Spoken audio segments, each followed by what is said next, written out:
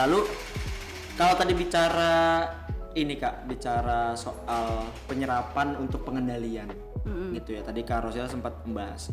Nah, sebenarnya ini kewajiban siapa dan ketika bicara soal putaran untuk pengendalian gitu. Apa yang disebut pengendalian nih apa saja gitu Kak? Dalam konteks penyerapan ini untuk pengendalian gitu. Pengendalian tembakau dari cukai itu. Dari cukai itu. Ya saya kebetulan dosen ngajar makro juga ya, makroekonomi. Jadi kalau misal kita lihat ya, kenapa pemerintah yang memungut cukai ya, pemerintah kan regulator. Regulator kan, regulasi cukai itu di undang-undang cukainya jelas amanahnya. Kalau amanah undang-undang itu kan harusnya kuat sekali. Kemudian diturunkan di dalam setiap tahunnya pemerintah itu membuat PMK, Peraturan Menteri Keuangan, ya kan? Yang ini tadi keluar tadi, ada kenaikan cukai, kemudian ada kenaikan HJE, harga jual rokok dan lain sebagainya, berapa dari setiap golongan itu berapa dan lain sebagainya. Nah, itu regulator lah yang harus mempunyai kewajiban untuk memungut cukai, kemudian membagikan untuk pengendalian ya. Menggunakan itu untuk keperuntukannya untuk pengendalian. Itu kan harusnya ya regulator itu. Nah, makanya ada DBHJHT itu, dana bagi hasil cukai hasil tembakau di setiap daerah. Ada dana bagi hasil cukai hasil tembakau saat ini kan dibagi untuk kesejahteraan, kemudian untuk penegakan hukum, kemudian untuk kesehatan ya.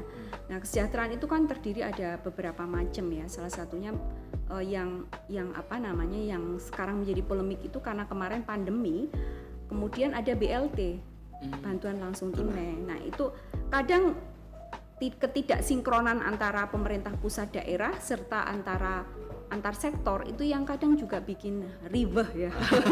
Kita pusing sendiri. Iya, kita pusing sendiri. Padahal ya udah taruh aja dikasih ke pemerintah daerah bahwa ini untuk pengendalian, sudah cukup kan? Yeah. Nah, untuk pengendalian tembakau nggak usah pakai bahasa kalau di akademik itu nomenklaturnya macam-macam untuk ini pengendalian tembakau selesai kan? Pengendalian tembakau berarti kan terjemahkan sendiri di daerah itu apa saja yang harus dilakukan, misalnya KTR. Kalau nggak ada perda KTR-nya, tegakkan perda KTR dengan dana itu. Kalau tidak ada masih ada misal kayak di tempat saya ya, Kabupaten Temanggung itu karena sumber gitu, bagaimana mitigasi petani tembakau itu, apakah betul petani tembakau mereka itu bahagia dan sejahtera dengan pertanian tembakau, misal seperti itu. Nah, selama ini kan ada yang namanya tadi juragan, itu kan grader itu yang kemudian tidak pernah menginginkan petani tembakau atau buruh petani tembakau itu untuk sejahtera.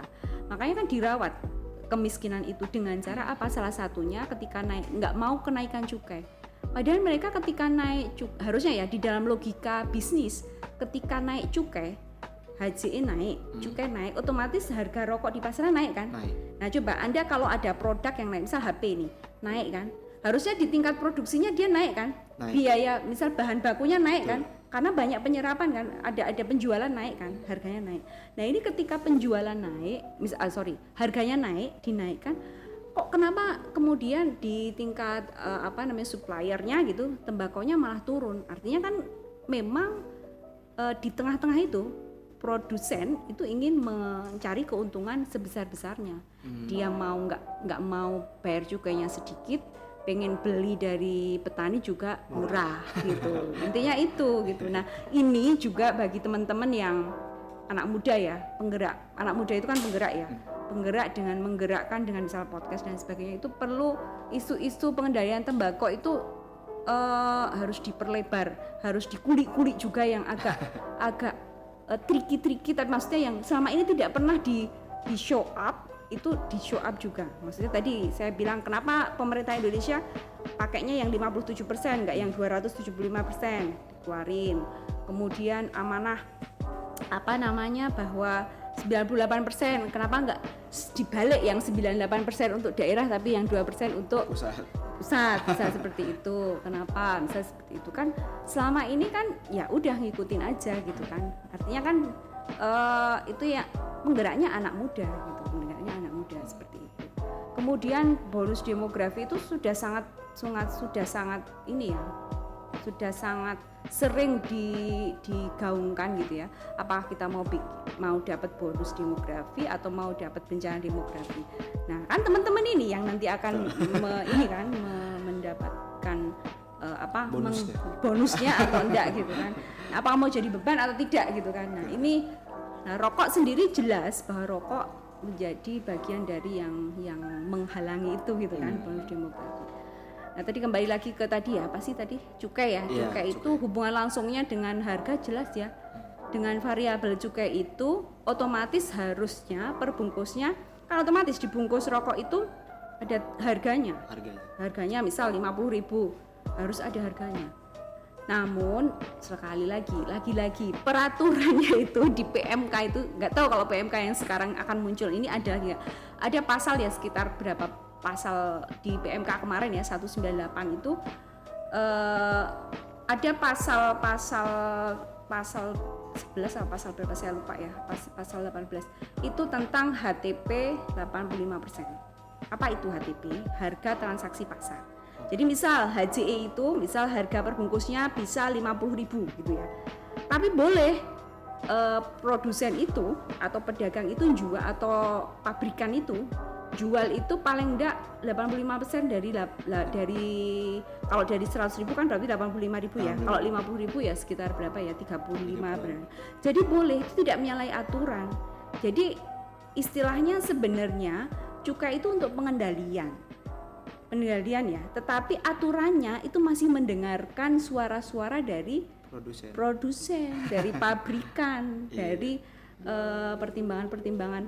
Itu kan masalah pasar ya, udah nggak ada urusannya. Kalau regulator pemerintah itu ya harus full untuk pengendalian seperti itu. Jadi memang alasannya kalau produknya itu bukan produk normal bukan produk tidak normal ya. Kalau rokok kan produknya tidak normal gitu kan. Kalau produk normal ada namanya floor price ya, di dalam ekonomi floor price, bagaimana supaya tidak bebas kemudian menjual sampai di bawah harga 85% betul gitu. Tetapi kan harusnya peraturan itu tegas ya, 100% harus diikuti gitu. Karena nyatanya kita punya riset price monitoring tahun akhir 2020 di 3 kota itu rata-rata mereka itu menjual bahkan di bawah 85%. Jadi melanggar. Bahkan di bawah 85%. Jadi rata-rata di 3 kota itu terutama SKM, sigaret kretek mesin. Padahal Anda tahu kan, sigaret kretek mesin itu mereka yang punya siapa? Ya, dari produsen-produsen yang kelas kakap dan sudah ada intervensi dari luar negeri kan, perusahaan-perusahaan dari luar, kalau orang bilang bahwa ini adalah produk dalam negeri, produk dalam negeri dan lain sebagainya itu tahu sendiri SKM itu siapa yang punya. Itu rata-rata mereka istilahnya jadi tidak sesuai aturan, di bawah 85% menjualnya. Dengan apa? Coba Anda lihat di sepanjang jalan, misalnya Ciputat ini aja. Banyak iklan-iklan rokok, tuh reklame rokok yang mencantumkan harga. Dulu itu tidak ada. Nah, ini perlu juga itu dikritisi. Karena di PP 109 yang harusnya direvisi itu kan tidak boleh kan mencantumkan produknya, tidak boleh, mencantumkan harganya juga tidak boleh. Itu berarti kayak produk normal. Ya. Dan harga itu kemarin kita survei juga di Tangerang Selatan ini, harga yang dicantumkan itu tidak sesuai dengan harga dibanderol bungkus rokok. Jadi di bawah sekali. Itu perlu dikritisi juga. Jadi istilahnya perusahaan itu mempermainkan aturan kan, dan tidak ada pelanggaran-pelanggaran itu sudah biasa dilakukan. Iklan rokok bahkan sampai ke dalam-dalam itu, coba Anda pernah lihat 7.000 per bungkus kalau nggak salah ya, 10.000 per bungkus dan lain sebagainya. Berarti satu batang berapa? Kalau usia 12 kan nggak sampai 1.000. Nggak sampai 1.500 rupiah. Ya, bagaimana itu prevalensi anak mau turun? Anak jajan ini sekarang 5.000, 2.000. Pak ogah aja kita ngasih 2.000 kan? Mungkin itu segitu. Jadi iklan rokok yang mencantumkan harga ini mulai marak juga. Saya nggak tahu kalau di sosmed ya, mungkin teman-teman lebih tahu. Itu perlu juga itu penelitian di sosmed itu. Misal kayak di e-commerce kan selalu muncul tuh pop up gitu ya, tiba-tiba harga rokok segini dan sebagainya. Itu kan nggak boleh sebenarnya ya. Nah makanya selain kenaikan cukai itu kan bagaimana kita advokasi fiskal ya. Perlu dibarengi juga dengan advokasi non fiskal. Salah satunya apa? Ada regulasi yang mengatur peredaran, regulasi yang mengatur iklan, mengatur sponsor, mengatur CSR dari perusahaan, kan mengatasnamakan CSR, padahal perusahaan rokok itu tidak boleh ada CSR gitu, karena dia kan bukan perusahaan yang normal seperti itu. Itu perlu gerakan-gerakan atau ide yang kritis ya, dengan strategi yang cukup cerdas, karena mereka lebih